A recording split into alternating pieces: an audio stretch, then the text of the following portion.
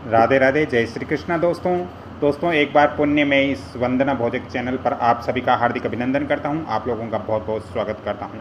दोस्तों आज हम बात करेंगे पूर्वी दिशा के अंदर यदि वास्तु दोष हो तो हमारे घर के ऊपर क्या प्रभाव पड़ता है, घर के सदस्य किस सदस्य के ऊपर क्या इसका असर पड़ता है। दोस्तों घर की पूर्वी दिशा यानी ईस्ट डायरेक्शन है। तो दोस्तों ईस्ट डायरेक्शन के अंदर ये दिशा भगवान सूर्य की मानी गई है, क्योंकि इस दिशा से ही सूर्य सुबह सुबह उदय होते हैं और ये दिशा भगवान सूर्य की मानी गई है दोस्तों। और साथ ही ये दिशा अग्नि की भी मानी गई है। ये दिशा भगवान सूर्य की मानी गई है और साथ ही अग्नि की भी ये दिशा है दोस्तों। ये दिशा अग्नि तत्व होने के कारण ये दिशा बहुत ही महत्वपूर्ण है दोस्तों। इस दिशा से पितृ दोष का भी हमें यहाँ ज्ञान होता है दोस्तों, क्योंकि ये दिशा पिता का भी सूचक होती है। पिता की भी ये पूरब दिशा होती है दोस्तों। इस दिशा को यदि हम बंद कर देते हैं, बंद करने का यहाँ मेरा तात्पर्य ये है कि यदि हम इस पूरब दिशा के अंदर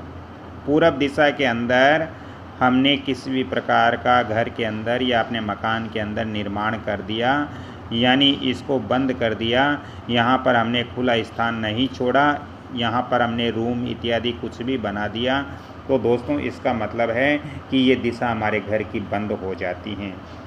ये दिशा बंद कर देने से सूर्य की किरणें हैं वो हमारे घर के अंदर प्रवेश नहीं कर पाती। सूर्य की किरणें हमारे घर में आने से रुक जाती हैं, बाधित हो जाती हैं। और इस प्रकार दोस्तों भवन के अंदर यानी इस घर के अंदर जो व्यक्ति निवास करते हैं उनके रोग इत्यादि उत्पन्न होते हैं, क्योंकि जहाँ पर सूर्य की किरणें उपस्थित नहीं होती दोस्तों वहाँ पर रोग इत्यादि होते हैं दोस्तों।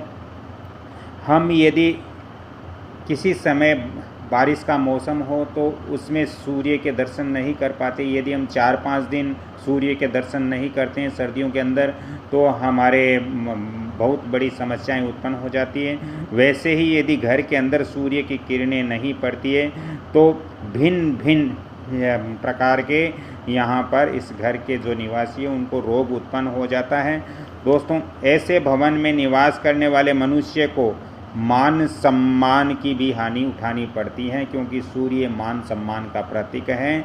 और ये दिशा सूर्य की होने के कारण यदि हमने ये दिशा घर की बंद कर दी, यानी यहाँ पर कोई भी प्रकार का निर्माण कर दिया, तो दोस्तों इससे इस घर के अंदर जो मनुष्य रहते हैं, जो सदस्य रहते हैं, उनके मान सम्मान की भी हानि हो सकती है दोस्तों। ये दिशा बंद करने से एक और महत्वपूर्ण कारण है कि ये ईस्ट डायरेक्शन यानी पूरब दिशा बंद करने से इस घर में ऋण का बोझ बढ़ता है, कर्ज बढ़ता है दोस्तों। ऐसे घर में निवास करने वालों को पितृदोष बहुत ज़्यादा होता है। घर में मांगलिक कार्यों में बाधाएं हर समय उत्पन्न होती रहती है, रुकावटें पैदा होती रहती है। जब भी कोई मांगलिक कार्य करने की सोचते हैं तो दोस्तों वो परिपूर्ण नहीं होता है दोस्तों। तो हमारे घर के पूर्वी डायरेक्शन में यदि वास्तु दोष है, यानी पूर्वी डायरेक्शन में यदि आपके शौचालय बन गया या पूर्वी डायरेक्शन में आपके बेडरूम बन गया या पूर्वी डायरेक्शन में आपके घर के अंदर सीढ़ियाँ बन गई या पूर्वी डायरेक्शन आपने खाली नहीं रखा या किसी प्रकार का निर्माण कर दिया, तो दोस्तों आज मैंने इस वीडियो के अंदर आपको बताया कि ईस्ट डायरेक्शन को यदि हम पूरा बंद कर देते हैं, पैक कर देते हैं, तो हमारे घर के अंदर वास्तु अनुसार क्या क्या इसका प्रभाव पड़ता है दोस्तों। ये मेरी जानकारियाँ यदि आपको अच्छी लग रही है तो कृपया मैं आप सभी से निवेदन करता हूँ कि आप इस वीडियो को लाइक शेयर सब्सक्राइब जरूर करें और बेल आइकॉन घंटी के निशान पर भी क्लिक करें, ताकि मेरा भी मनोबल बढ़ेगा तो मैं आपको ऐसी महत्वपूर्ण और जानकारियाँ दूंगा। तो यहाँ पर एक बार पुण्य मुख्य जो टॉपिक्स है वो बता देता हूँ कि हमें ईस्ट डायरेक्शन को बंद नहीं करना चाहिए पूर्णतया। ईस्ट डायरेक्शन हमें ज़्यादा से ज़्यादा खुला रखना चाहिए दोस्तों। ईस्ट डायरेक्शन में किसी प्रकार का वास्तु दोष नहीं होना चाहिए। ईस्ट डायरेक्शन में यदि किसी प्रकार का वास्तु दोष है तो इससे इस घर में जो सदस्य हैं उनको पितृदोष हो सकता है, ऋण जो कर्ज है वो बढ़ सकता है।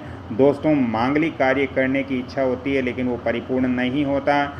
ऐसे घर में रोग इत्यादि बहुत ज़्यादा होता है और मान सम्मान की भी कमी होती है।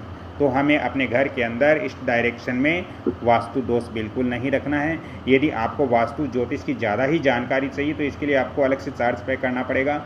मैं आपको फ़ोन नंबर दे रहा हूँ 7901718402। इस वंदना भोजक चैनल को आप देखते रहिए और इसको लाइक शेयर सब्सक्राइब जरूर कीजिए। अगली कड़ी में फिर मैं एक वास्तु का टॉपिक लेकर आता हूँ। तब तक के लिए आपसे क्षमा चाहता हूँ। राधे राधे, जय श्री कृष्ण, धन्यवाद।